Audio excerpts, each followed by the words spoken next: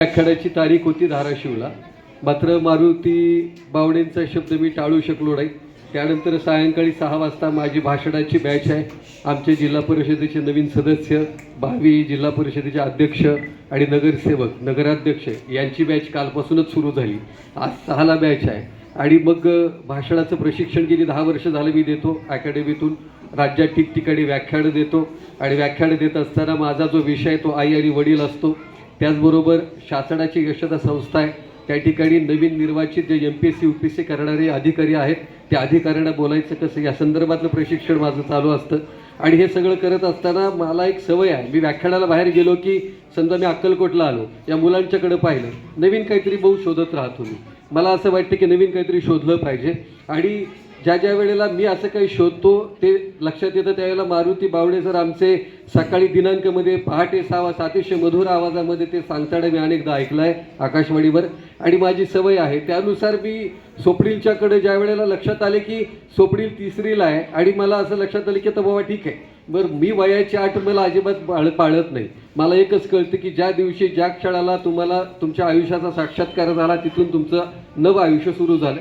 मी भाषणाची अकॅडमी टाकून 9 वर्ष झाली, परंतु टाकायला उशीर झाला असं म्हणाले. मात्र मी असं म्हणतो की जे वाटायला येतं तेव्हा ते येत असतं. त्यामुळे मला वाटलं की आपण पेपरमध्ये पण लिहितो आणि काहीतरी वैश्विक केलं पाहिजे. त्यामुळे मग मी यूट्यूब काढलं आणि यूट्यूबवर नवीन नवीन माणसं शोधत त्यांच्या मुलाखती, त्यांच्यावर मी काही स्टोरीज करायला लागलो.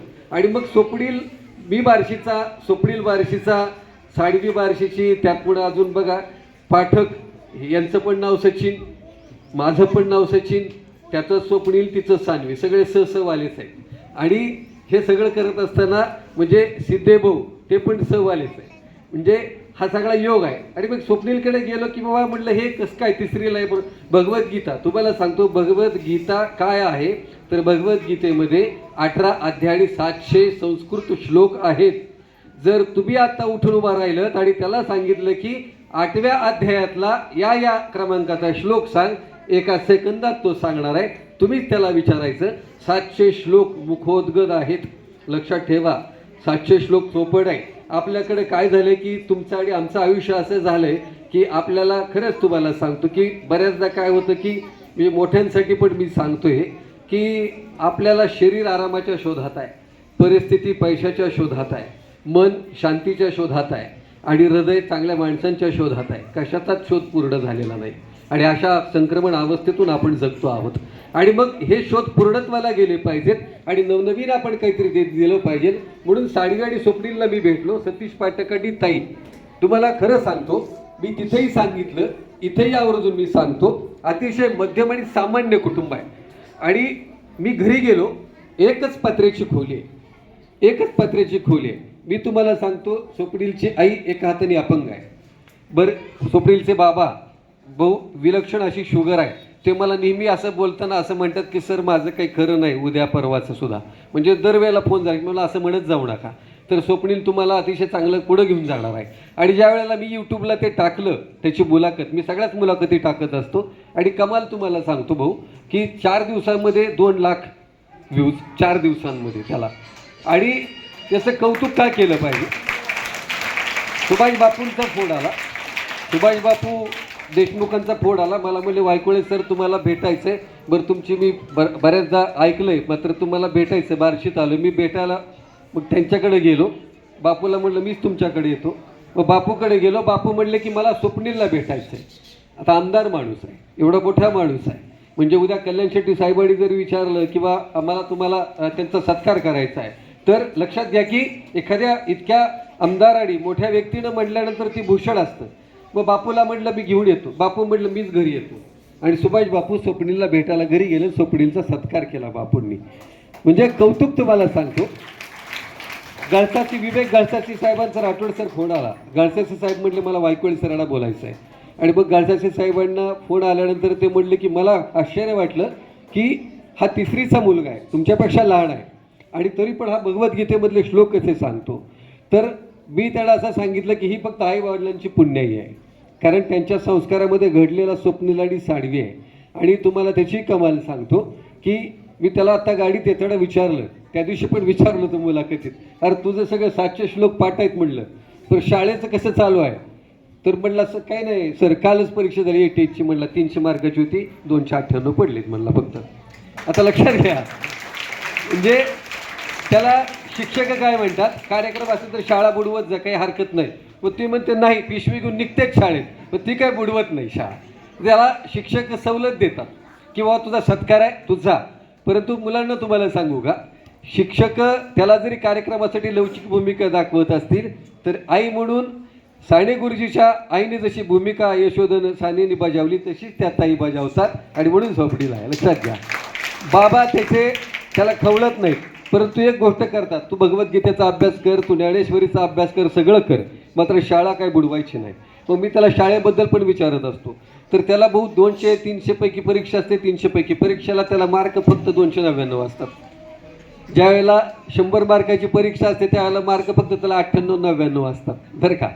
आणि त्याला म्हणलं कधी उठतो, तर मी त्या मुलाखतीत पण सांगितले, तुमच्याला घेण्यासारखी गोष्ट आहे. मी तुम्हाला सांगतो की जीवनामध्ये एकच गोष्ट करायची की तुम्ही आता घरी गेल्यानंतर पहिल्यांदा आईला आणि बाबांना नमस्कार करायचा. ज्याचा माथा आई आणि वडिलांच्या चरणाला स्पर्श करतो तो माथा कधी अपमानाने झुकणार नाही, अपयशाने झुकणार नाही. त्यामुळे या माथ्याला आईबाबांच्या चरणाचा स्पर्श झाला पाहिजे.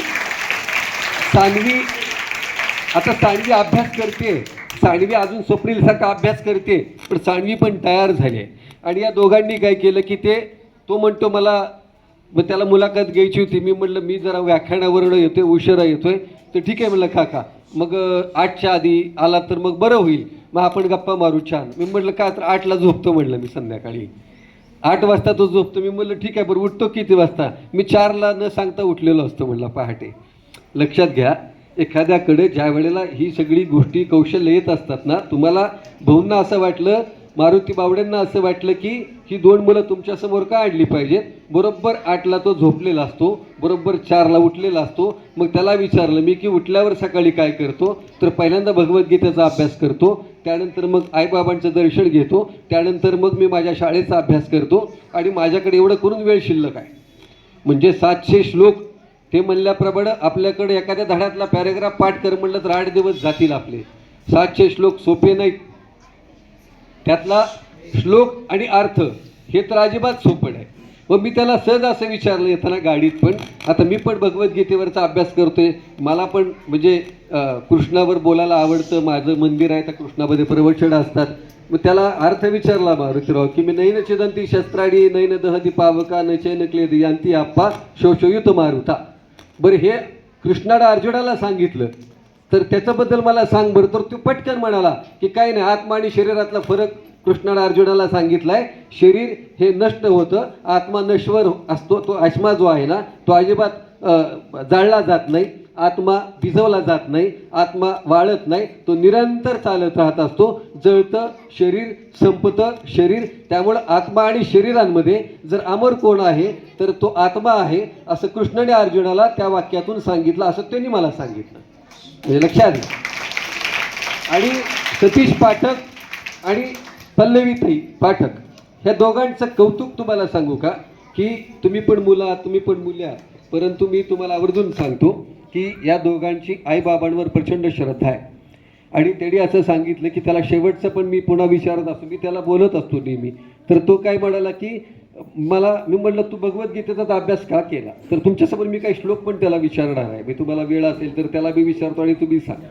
आणि त्याला म्हणलं की तू भगवद्गीतेचा अभ्यास का केला, तर म्हटलं कृष्णाचा आवाज घरात घुमला पाहिजे, कृष्णाचा आवाज मनात घुमला पाहिजे, कृष्णाचा आवाज विचारात घुमला पाहिजे. आता हा 3रीच आहे. म्हणजे मी अनेक ठिकाणी व्याख्यानं देतो, मी सुद्धा व्याख्यानं देताना पूर्वतयारी थोडीफार करतो. मात्र त्याला विचारलं की त्याला जर तुम्ही विचारला आता तुमच्यापैकी कोणीतरी की त्याला अभ्यास कसा करतो, तर तो तुम्हाला अतिशय स्पष्टपणे सांगेल. आणि त्याला जर विचारलं की बाबा या अध्यायांमधले समजा 18 अध्याय आहेत, बरोबर आहे, एका अध्यायामध्ये किती श्लोक आहेत त्याला विचारलं तर तो श्लोकांची संख्या सांगेल. तर मी आपला काही अधिक वेळ घेणार नाही, तर त्याच्याशीच आपण संवाद करू. कारण तो बोलण्याच्या पेक्षा त्याला तुम्ही विचारा किंवा मी विचारेन आणि मग त्या संदर्भामध्ये आपण काही संवाद करू. तुमच्या शाळेचं शिक्षकांचं मनापासून का आभार.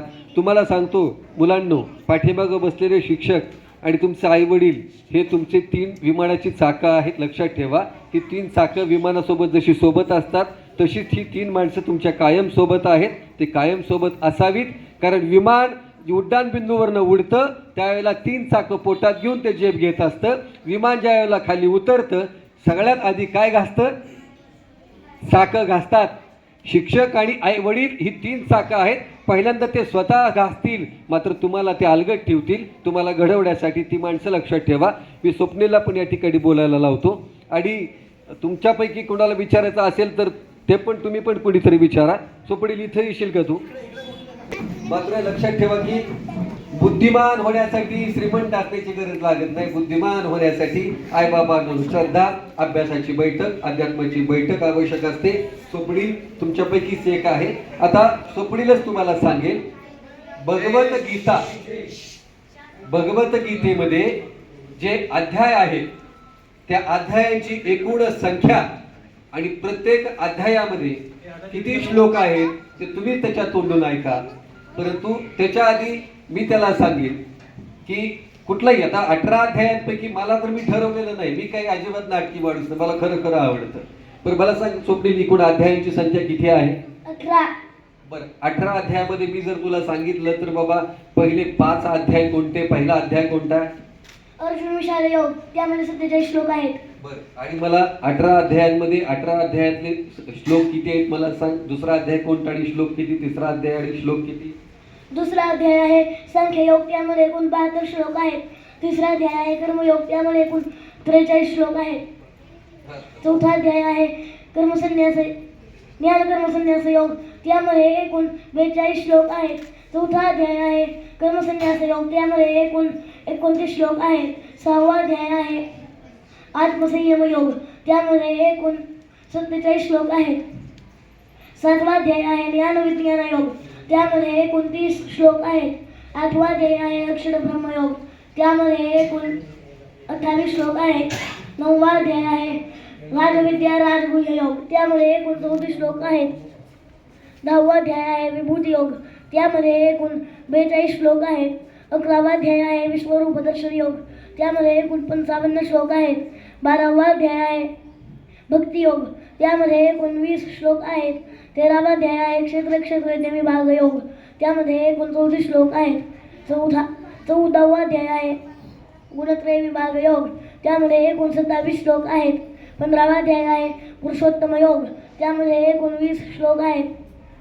16वा अध्याय आहे दैवासुर संपद विभाग योग, त्यामध्ये एकूण 24 श्लोक आहेत. 17वा अध्याय आहे श्रद्धात्रय विभाग योग, त्यामध्ये एकूण 28 श्लोक आहेत. आणि 18वा अध्याय आहे जो सर्वात मोठा शेवटचा, त्यामध्ये एकूण तो आहे मोक्ष संन्यास योग, त्यामध्ये एकूण 78 श्लोक आहेत. बघा, आता 18च्या 18 अध्याय. आता कोणताही अध्याय तुम्ही विचारा की त्याला समजा तिसरा कर्मयोगाचा अध्याय किंवा सगळ्यात मोठा अध्याय कोणता आहे? 18वा अध्याय सगळ्यात मोठा आहे. किती श्लोक आहेत? 78. 78 श्लोकांमध्ये मी जर तुला म्हणालो की 22वा सांग. यत्तु कृष्णमले तस्मिन् कार्ये सक्तमहैतुकम् अदत्वार्थवदल्पने च दत्तां समुदाहृतम्. आता मला सांगा ना, हे जे आहेत की आता हे सगळं जर तुम्हाला 700 श्लोक सांगत बसलो तर दिवस जाईल आपला. परंतु समजा आपला 5वा अध्याय आहे. 5वा अध्याय कोणता आहे? कर्मसन्यास योग.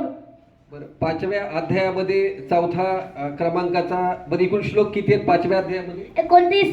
बरं, 29 श्लोकांच्या मध्ये 22वा श्लोक कोणता आहे सांग बरं? ये हि संस्पर्शजा भोगा दुःख योनय एव ते आद्यन्तवन्तः कौन्तेय तेषु रमते बुधः. बरं, ठीक आहे. आता हे तुम्हाला असं वाटत असेल. बरं, एकूण मला सांग याचा अध्याय किती? 5वा अध्याय कोणता? कर्मसन्यास योग. बरं, आता कर्मसन्यास योग एकूण किती संख्या? 29. 29 आहे कर्मसन्यास योगची. आता तू सांग 29 पैकी कोणताही एक आकडा सांग तुम्ही कोणीतरी. कितव्या नंबरचं त्यांनी सांगायचं सांगा. 5वा अध्याय. हा, कुठला अध्याय म्हणालो मी तुला? 5वा. हा, 5वा अध्यायामधले किती श्लोक आहेत एकूण? 29 श्लोक आहेत. आता असं नको की वाटायला की मी त्याला विचारतो म्हणजे मी काहीतरी ठरवून आलो का काय, तर असंही काही नाही. तर तुम्हीच विचारा 29 श्लोकांचे एकूण 29 श्लोक आहेत. त्यापैकी कोणताही एका श्लोकाचा एक क्रमांक सांगा तुम्ही. 29 पैकी किती रे? सांग. एखादी संख्या सांगा. 1 ते 29 श्लोक आहेत, बरोबर आहे की नाही? यतेंद्रिय मनो बुद्धिर मुनिर्मोक्ष परायणः विगतेच्छा भय क्रोधो यस्सदा मुक्त एव सः. चल, आता लक्षात घ्या की तुम्ही कोणी पण विचार, म्हणजे हे मी काय सांगितलं.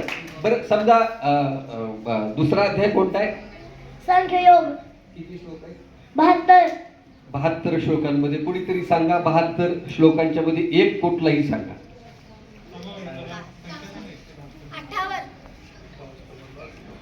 72 मधला 58वा श्लोक. यदा संवरते चायं कूर्मो गान्धीव सर्वशः इंद्रियानिंद्रियार्थेभ्यस् तस्य प्रज्ञा प्रतिष्ठिता. लक्षात ठेवा. आता हे काय आपण तुम्ही 700 जरी विचारले तरी तो सांगेल बरं का. आणि म्हणजे मी तुम्हाला काय विचारायला लावलं की असं वाटायला नको की मीच काहीतरी त्याला ठरवून आणलंय आणि मग तुम्ही ते काहीतरी विचारताय. हा म्हणजे असं तुम्हाला बरं का. भाऊंचं म्हणणं काय होतं की ही 2 पोरं की किमान तुमच्या समोर असली पाहिजेत. तुमच्या समोर का असली पाहिजे तर ते किती या वयात करतायत. आता त्याला अजून एक म्हणजे माझी एक पद्धत अशी आहे की मी ठरवून कधीच काही विचारत नाही बरं का. आता तुमच्या समोर मला प्रश्न आठवला म्हणून मी तुम्हाला विचारतो. बरं या सगळ्यांच्या मध्ये मला सांग की आता हे सगळं तू करतोयस ना, तर हे करताना काय कुठल्या गोष्टी तू केल्या किंवा कोणत्या गोष्टी कुठून प्रेरणा तुला मिळाली, आणि जर तू ह्याला सांगायचं सांगशील तर तू ह्यांना काय सांगशील, कुठला संदेश सांगशील? मातृभक्ती पितृभक्ती आणि अध्यात्माच्या बैठकीमुळे हे सगळे शक्य झाले. म्हणून माझा असा संदेश आहे की तुम्ही सुद्धा मातृभक्ती पितृभक्ती आणि अध्यात्माची बैठक धरा. बरं का. आता हा फार जरा त्याचा म्हणजे घशाचा जो प्रॉब्लेम आहे तर तो दुरुस्त होणार आहे की त्याला टॉन्सिलचा त्रास आहे. त्याला डॉक्टरांनी मागेच सांगितलं होतं. परंतु मी पण बऱ्याचदा काय सांगतो त्याला बोलताना सुद्धा की थोडंसं सावकाश बोलायचं काय त्याच्यात अजून पण त्याला इथं हे झालेलं आहे. परंतु तरी सुद्धा तो काय करतो की आता कोणताही असे 18 अध्याय, तर 18 अध्यायामध्ये तुम्हाला जर वाटलं ना तर त्याच्यातले काही श्लोक त्याचे अर्थ आणि या सगळ्यांमध्ये जर सांख्ययोग पहिला अर्जुन विषाद कोणता आहे? पहिला अर्जुन विषाद योग, त्यामध्ये 39 श्लोक आहेत. बरं त्या अर्जुन विषाद योग मधला एकदम सावकाश त्यांना पण लक्षात येऊ दे. अर्जुन विषाद योग मध्ये संजय विचारतो, संजयला धृतराष्ट्र विचारतो आणि तो विचारताना त्याचा एक पहिला कितवा श्लोक आहे तो?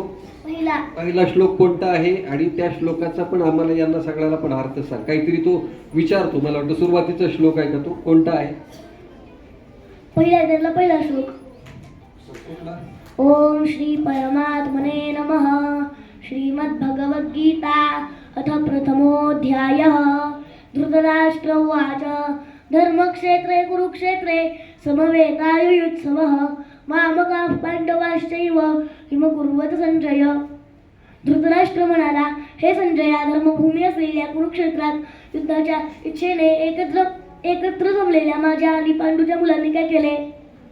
बघा आता हे जे आहे ना हा सगळा त्याचा अर्थ 700 श्लोक म्हणजे सोपंच नाही भाऊ, खरंच सोपं आहे. मला पण पहिल्यांदा काय वाटलं, मला पण असं वाटलं की त्यांनी मोजकेच श्लोक पाठ केले असतील बरं का. पण ज्यावेळेला मी घरी मुलाखत घ्यायला गेलो मला वाटलं की मारुतीराव त्याची पण खात्री केली आणि मी पुन्हा सगळ्याला सांगितलं की आणखी एक गोष्ट तुम्हाला सांगतो की ते तुमच्यासाठी एक प्रश्न विचारतो त्याला पुन्हा एकदा की हे सगळं करतो तू मोबाईल किती वेळ वापरतो ह्यांना सांग. फक्त अभ्यास बघण्यासाठी वापरतो, मग ठेवून देतो. किती वेळ मोबाईल तुझी वापरतो? वापरण्याचा वेळ सांग या सगळ्या मुलांना. शाळेतून घरी गेल्यावर अभ्यास बघायला फक्त. किती मिनिटं? एक किंवा दोन. 1 किंवा 2 मिनिटं. आणि सगळ्यात मिळून एक मोबाईल आहे घरात त्यांच्या. आणि त्यांना सांग की यांनी काय करायचं, तू झोपतो किती, आणि भगवद्गीता जी तू एवढी अभ्यासली ना ती भगवद्गीता 700 श्लोक हे सोपे नाहीत, त्याचे अध्याय 18. तर ह्याच्यासाठी तू काय केलं? मी श्लोक 2दा वाचले व एकदा मनात म्हणण्याचा प्रयत्न केला. बघा आता हे तुमच्यासाठी महत्वाची गोष्ट आहे. तो काय म्हणतोय, मी फक्त 2दा वाचले आणि एकदा मनात आठवायचा प्रयत्न केला. 700 श्लोक पाठ झाले. तुमच्या अभ्यासातला एखादा धडा 2दा वाचला आणि एकदा आठवला तर या वर्गातले सगळीच मुलं पहिली येतील. आता हा स्वप्नील सांगतो तुम्हाला, मी सांगत नाही, अजिबात सांगत नाही. आणि याचा जो अनुभव आहे तुमच्या समोर का आणलं, दिलीप भाऊंना का वाटलं की बाबा हा पोरगा तुमच्या समोर आला पाहिजे. आता तू सगळं करतो, परंतु त्यांना सांग तू झोपतो किती वाजता. त्यांना म्हणजे मी सांगणार तूच सांगणार, उठतो किती वाजता. पहाटेचे 4 वाजता उठतो व रात्रीचे 8 वाजता झोपतो. सुरुवात काय करतो कशाळी सकाळी. देवाचे नामस्मरणाने. त्याचं देवाचं नामस्मरण असतं मारुतीराव काय. आणि आता त्याला विचारलं की तुम्ही कोणी जर विचारलं की काय व्हायचंय, त्याला विचारा, तुम्ही सुद्धा प्रश्न विचारा, काही अडचण नाही. त्यांना सांगा आता तुला काय व्हायचंय नेमकं. कलेक्टर. आता कलेक्टर व्हायचंय त्याला. आणि तुम्हाला गंमत सांगतो तो, ह्याचे श्लोक हे जेवढे पाठ आहेत, आपले गोविंदगिरी महाराज आहेत, अयोध्या मंदिराचे खजिनदार आहेत. त्यांनी अयोध्येला 27 मार्चला याला विशेष निमंत्रित केले. हे लक्षात घ्या. अयोध्येला कुरुक्षेत्रावर. म्हणजे वय वर्ष त्याचं किती, 9-10 वय वर्षाचा पोरगा आहे. अयोध्येच्या मंदिराच्या खजिनदारांनी त्याला तिथे निमंत्रित केले. त्यांना सांगितलं की कुरुक्षेत्रावर यायचे. आणि याची भगवद्गीताचा अभ्यास बघून त्यांनी सांगितलं की बाबा आम्ही पण त्याला जे काही वेधशाळामध्ये जे आहे ते देतो. आणि तुम्हाला सांगतो, आई आणि बाबा यांना कधीच वाटलं नाही हातात छेडी घेऊन की अभ्यास करत बस म्हणून. का मारलं कधी तुला अभ्यासासाठी. थोडस. आता थोडस ते मारलं. मात्र ज्या वेळेला त्याची लिंक लागली तर त्याला कधी सुद्धा बळजबरी नाही. त्याला लक्षात आलं की आपण अभ्यासच केला पाहिजे, आई वडिलांच्या स्वप्नांना पूर्ण केलं पाहिजे असं स्वप्नीलला आणि साळवीला वाटलं. साळवी पण त्याचा अभ्यास करते चांगला बरं का. साळवी तुझा किती अभ्यास आहे. हा ती करते. तिला पण एखाद्या किती अध्यायामध्ये कोणता अध्याय की तिला पण एखादा विचारू अध्याय आपण 19वा विचारा किंवा सॉरी 18 श्लोकांची संख्या. जर समजा 5वा अध्याय असेल तर त्याच्यातला 6वा अध्याय असेल, 8वा अध्याय असेल. तुम्ही समजा त्यातला 20वा विचारा, 25वा विचारा, कोणताही विचारा. किती बरं तुम्ही सांगा कुठला अध्याय तो. 18 अध्यायामध्ये. बरं मला सांग 17वा अध्याय कुठला आहे सांग. श्रद्धात्रय विभाग योग. त्यातला कोणता श्लोक आम्हाला सांगशील. तुम्ही सांगा कोणता आहे. बरं कोणता 17वा श्लोक 17वा अध्याय किती श्लोक आहे त्याच्यात. 28 मधला कोणता सांगशील तू. मी सांगू. बरं तुम्ही सांगा, तुम्हाला वाटायचं मी ठरवलं पाहिजे. पण ठीक आहे कोणताही सांग. हा 5वा सांग.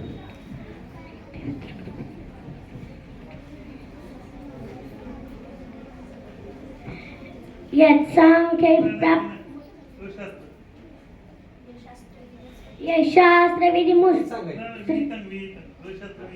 अशास्त्रविहितं घोरं तप्यन्ते ये तपोजनाः दम्भाहंकार संयुक्ताः कामरागबलान्विताः. आता स्वप्नीलचं बघून बरं का. हा ती घाबरली. हा काय हा जरा पहिल्यापासून हा अभ्यास कधीपासून करतो माहित आहे का. मग याचं बघून ती पण म्हणली मला पण करायचंय. आता तिने पण ताकदीनं चालू केलं. त्यांना सांग तू भगवद्गीतेचा अभ्यास. आता हा इयत्ता 3रीला आहे. तुम्ही कितवीला आहेत. हा 7वीला आहेत की नाही. आता हा 3रीला आहे. भगवद्गीतेचा अभ्यास कधीपासून चालू केला सांग त्यांना. नोव्हेंबर 2023. नोव्हेंबर 2023 पासून त्यांनी अभ्यास सुरू केला. म्हणजे तो इयत्ता कितवीला होता. 1लीला होता.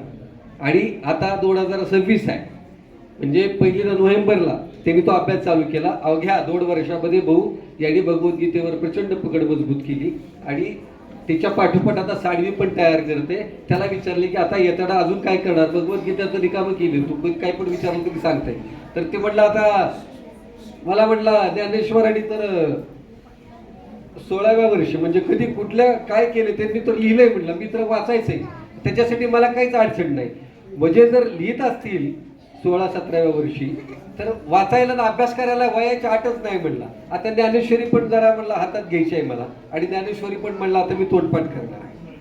आता लक्षात घ्या की त्याचं तोंडपाठ करायची त्याची जी वृत्ती आहे तर तू पोरांना काय सांगशील? ते पोरं अभ्यास त्यांना सांग, त्याला वाटू दे की बाबा तू अभ्यास पण करतो शाळेमध्ये.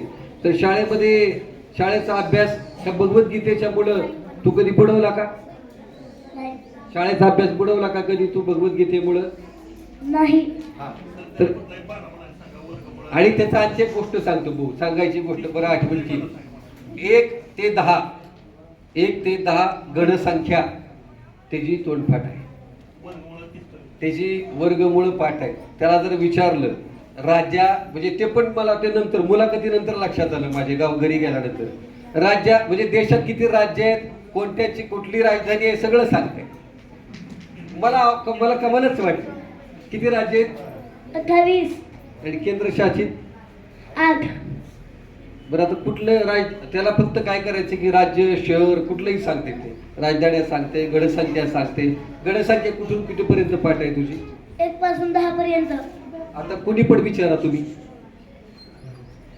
विचारा गणसंख्या, तुम्ही विचारा कोणी पण, तो सांगेल. विचारा की तुम्ही पण विचारा दीदी. 1 ते 10 गणसंख्या आहे, त्यापैकी काय पण विचारा, सांगते. तुमची पाठ आहे का 1 ते 10 गणसंख्या? विचारा त्याला. तुम्ही राज्य विचारा, राजधानी विचारा, काय विचारायचं ते विचारा. आपल्याला अजून पुढच्याकडे कार्यक्रमाला पण जायचंय.